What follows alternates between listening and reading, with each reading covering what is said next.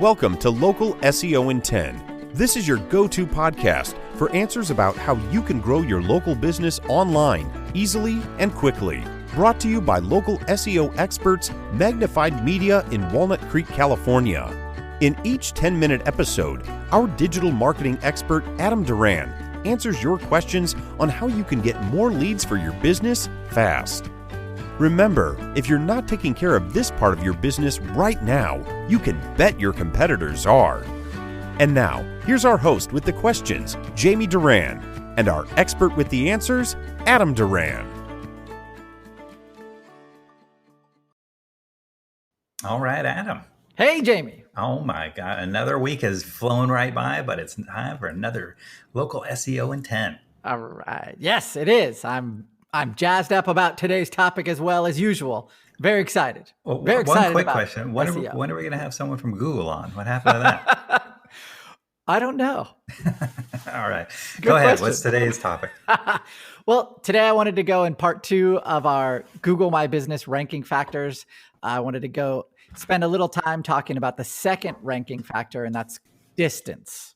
So distance means basically how far that potential search result is from the location. So say you're searching, so from using your phone, you're across the street from a bank and you're looking for a bank to do business with.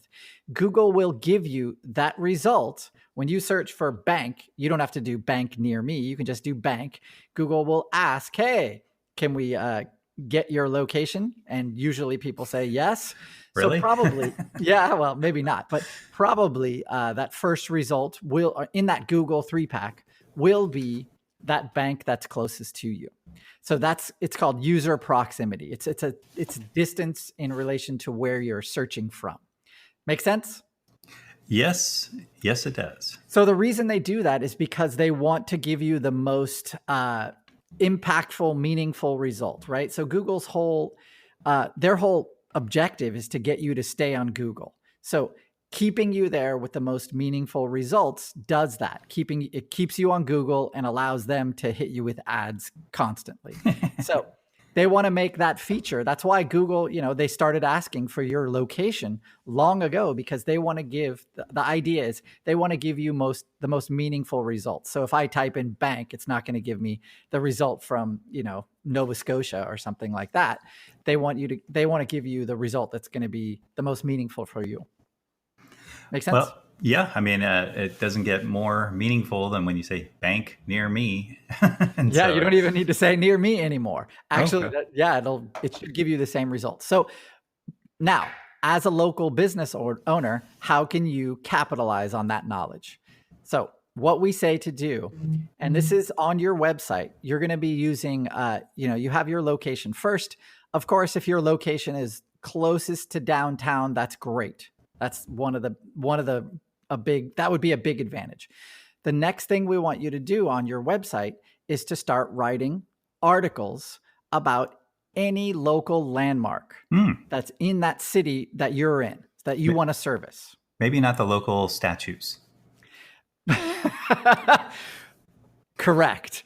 Okay. You want to, and that actually you want to stay away from other businesses, for example, like a yogurt shop or something that is kind of transitory. Google's not going to really recognize that as a relevant landmark. So, they've already, in Google patents, they've already talked about big ones, which are, of course, airports, train stations. In our area, they would be BART stations, parks, schools, city and county offices, that kind of stuff. Any kind of locally known landmark is perfect. So you write a few articles. In a past episode, we talked about listicles. So you can do the top 10 landmarks in my city and write individual articles about each one, what you think about each one, make sure it's a unique article.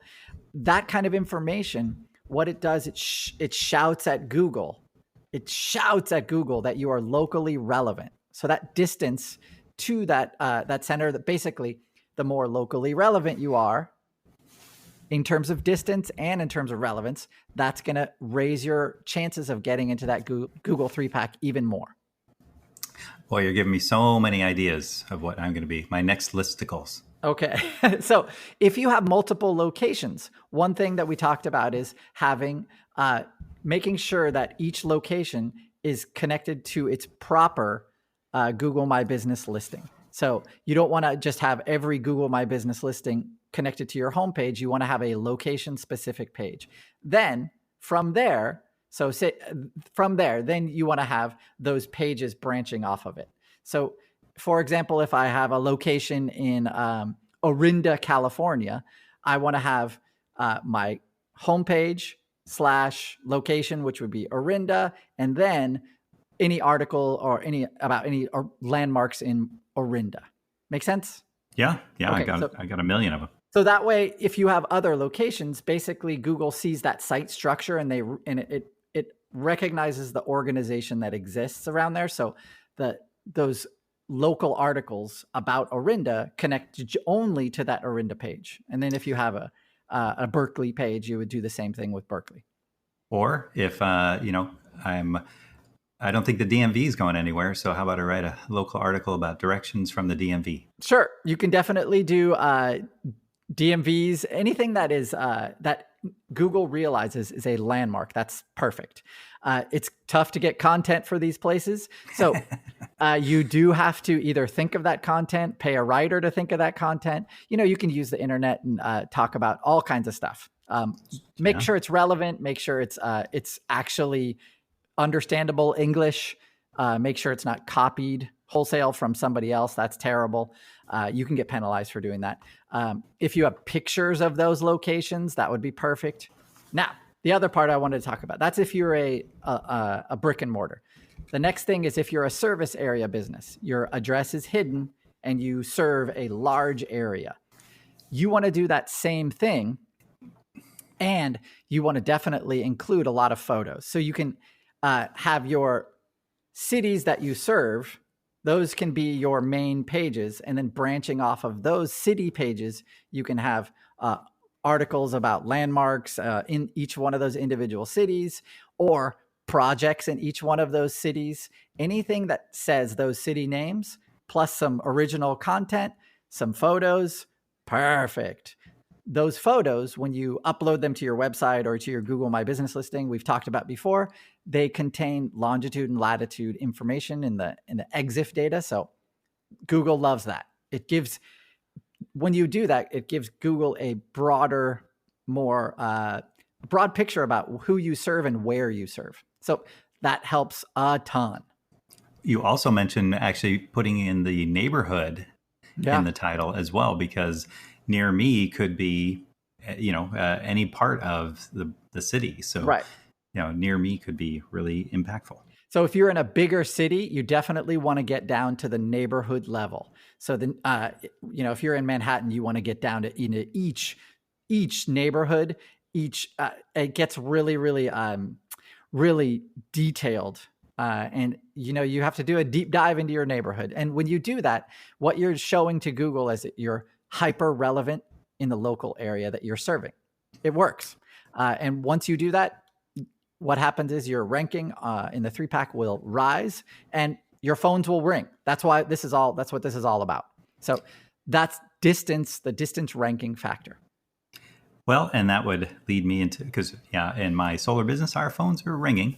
We would like to implement some kind of filtering. So maybe we'll address that in another podcast. How can I filter? Okay. And, maybe not the people looking for the cheapest, but looking for the best, best of the best. So we also want to do one last thing. You might be considering, or you might have considered, hey, should I join that local chamber of commerce? And the answer is yes. Oh, you love the Chamber of Commerce. For the link. That link from that Chamber of Commerce website shows that you are locally relevant. So got it. I know it might be a hassle, but you might, if you have a large service area, joining each one of those chambers and getting a link directly to your location page for that city, it might be something to consider. And I've heard that a lot of chambers of commerce basically never take that link down. Oh, so if you join for 1 year, you could be there forever. Yes. I've heard. Matt, I'm sure it's different from each chamber to chamber, but those are that chamber link is worth a lot of money. And in future episodes, we'll go through actually what local directories are perfect, and you want to make sure that you want to be listed in them. But for distance and local relevancy, a chamber link is very important. All right. Well, this episode flew right by as usual. So I'm sure you'll have lots of information in the show notes and hopefully some examples of what people can do. Yes. All right. So make sure to rate and review, share this podcast with anyone who's in business that, needs or wants to have more business. It's great when people are calling you and you can say, nope, not interested, instead of the other way around. So definitely, if you're looking for more referrals and operating business more efficiently, definitely subscribe to this podcast, share it around, and then make sure to give us 5 stars on wherever you are listening to it. It really helps. Thanks a lot, everybody. See you next time. That's all for now. Thanks for listening to this episode of Local SEO in 10 with Google local marketing expert Adam Duran. Join us each week for answers to your questions on how to best harness the power of the internet to grow your business. Speaking of questions, got some? Message us through our Facebook page, Local SEO in 10, and we'll be sure to give you your answer on an upcoming episode. This episode of Local SEO in 10 is brought to you by Magnified Media, the leading online marketing agency in Northern California, who invite you to grow your business by magnifying your online visibility and credibility. Visit them on the web at www.magnifiedmedia.com. Magnify your business, magnify your profits.